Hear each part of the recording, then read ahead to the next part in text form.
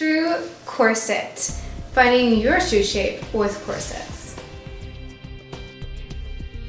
For today's video, you will need a measuring tape because we're going to be doing our measurements. Measurements are so important when trying to pick out your first corset, and this will be the most easiest measuring video you have seen.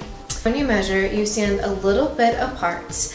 Usually, I would say wear only your bra and panties to get the accurate measurement, but you can also wear something that is very comfortable as well, and also have a full-length mirror so you can see what is going on and what you are doing. First place we're going to measure is the bust area.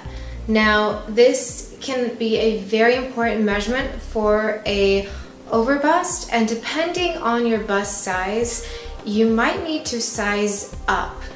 My bust is a little bit busty, so I usually size up in a corset just one size, so that way I'm comfortable and I fit correctly. But of course, it is also up to the corset wearer and what you want to do. You take the measuring tape and you can wrap it around your back, and for the bust area, you want to then make sure it is over the bust, and in the back you can tell that it is parallel and it is also flat on my back, because that is most important, is you want it to be flat and parallel to the ground.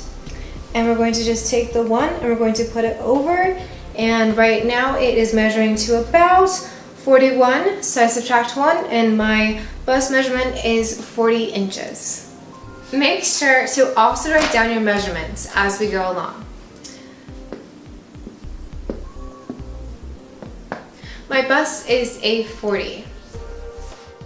Our measuring tape again, and now this one might be a little bit easier because it's going to just be your bra line, and we're going to of course wrap it around, take it to the front, and also we are going to see.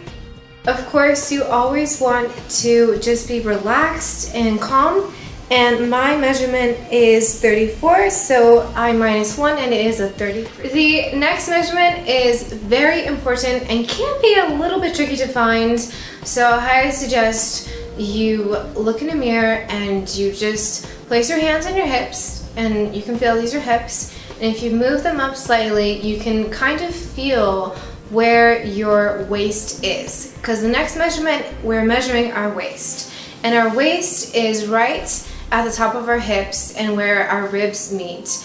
If you want to also have another method of trying to find this, you can tilt a little bit to the side, and right here, as you can tell, is my waist. Everyone's waist is different, and that is completely okay. If you found your waist, we're going to then take the measuring tape and of course lay it parallel. Take a deep breath in and let it out, so that way you are fully comfortable. And we're going to measure it, and mine measures at a 33, so then I'm going to minus 1 and it is going to be a 32.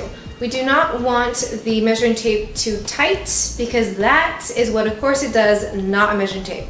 Nice and snug and nice and breathable. Fourth measurement is going to be the high hip. Now, this measurement is very important because this is where the corset will rest on your body. We want to make sure that this is comfortable and not going to dig in to any places that are uncomfortable. So place your hands on your hips, and once you find the kind of hardest, boniest spot, that is called the iliac crest, and that is exactly where we want to measure.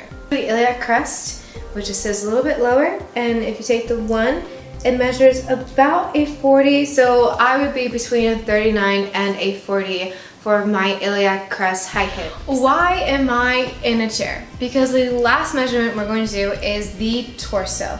This is very important when looking at buying long-lined corsets. Some people are able to wear long-lined corsets and some people cannot, depending on your torso size and depending on the corset shape and make.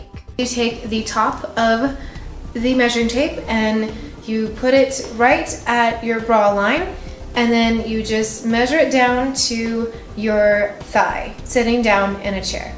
Now my measurement is about a 13, so I -1, and it is a 12. I hope this video helped you to find your true corset, and there'll be a lot more helpful guides to come.